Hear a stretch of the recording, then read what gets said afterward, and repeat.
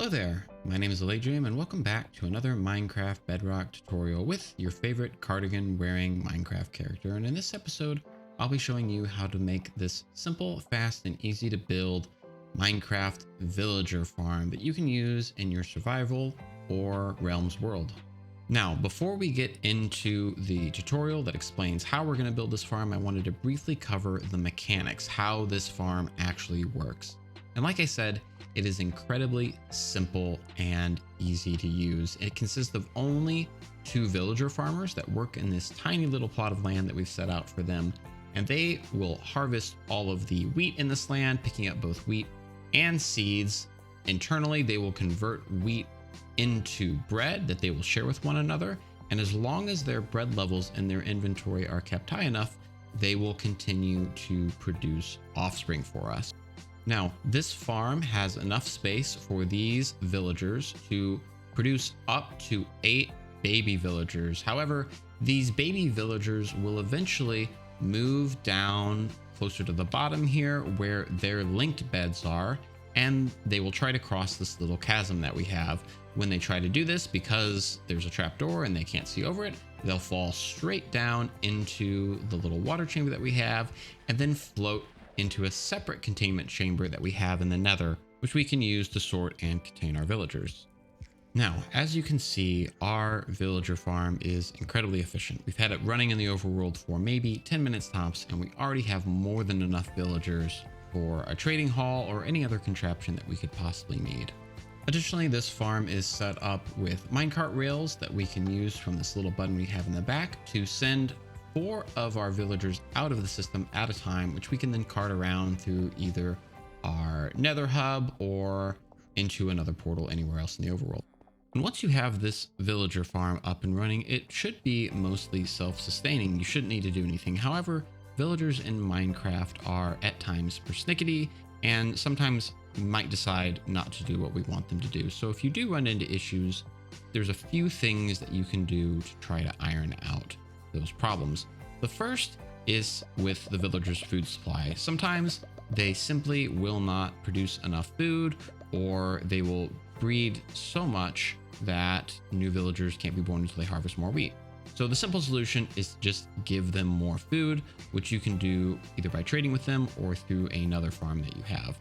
And once they have enough food in their inventories, they should start producing more little baby villagers.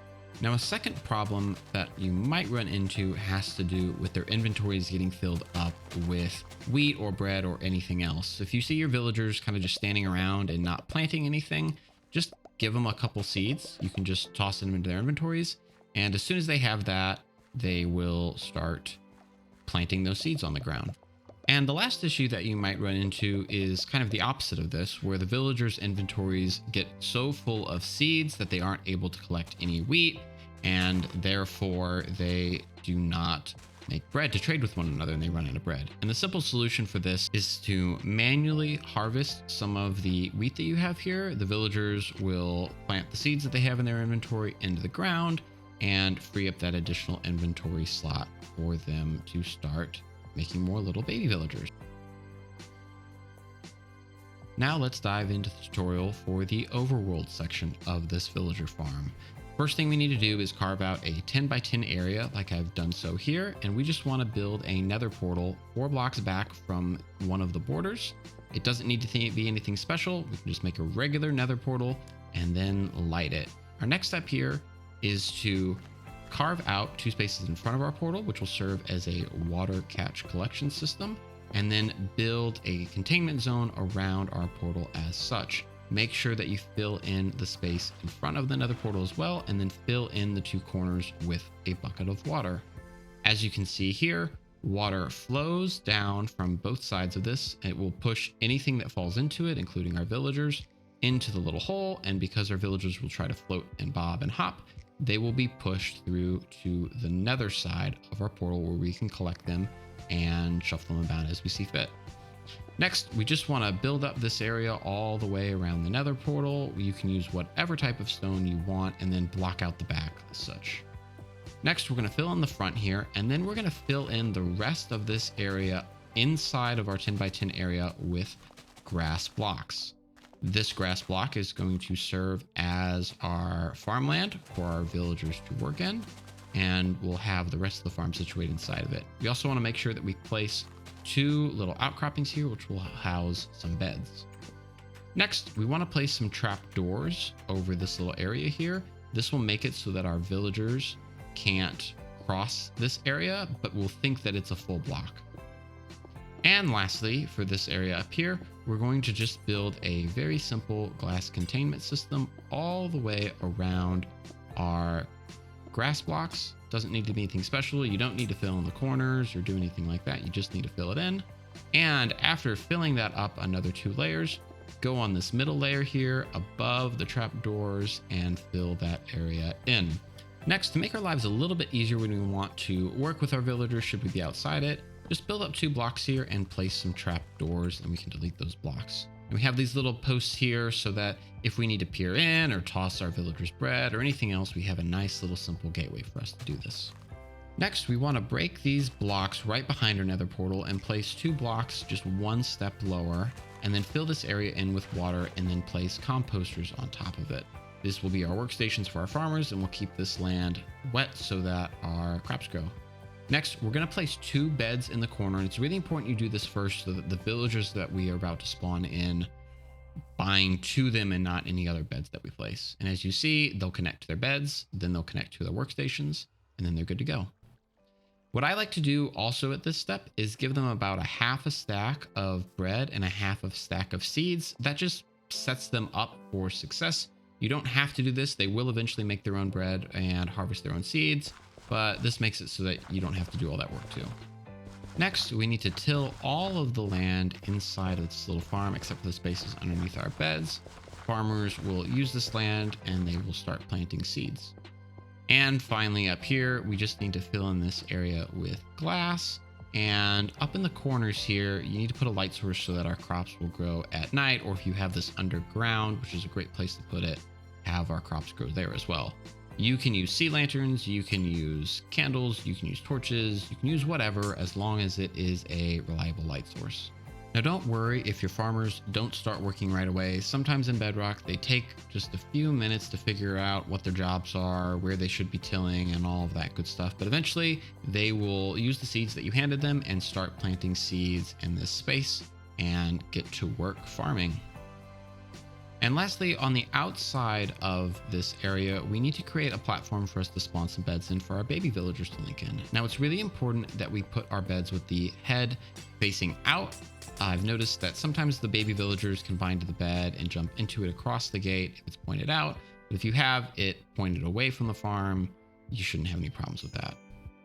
And to make sure that your farmers don't despawn, I recommend putting a name tag on them and also doing an initial trade with them. And if you can get a trade for bread, that'll make it very easy for you to exchange emeralds for bread, and then you can toss that bread right back at them so that they can start producing again.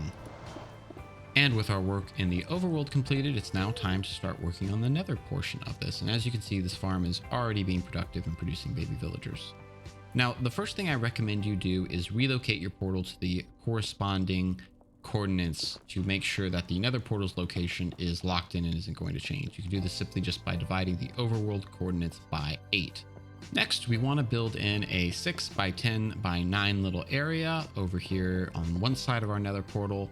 This is where we're going to be storing all of our little baby villagers that come through. And then on the back here on the nether portal side, we just want to build a staircase out about 3 away from our nether portal, and we're going to do it straight down and then dig out a separate 3 wide area as shown here. Next, we're going to want to drop down 4 dispensers, and on the back side of these dispensers, we're going to want to put 4 hoppers. 1, 2, 3, 4.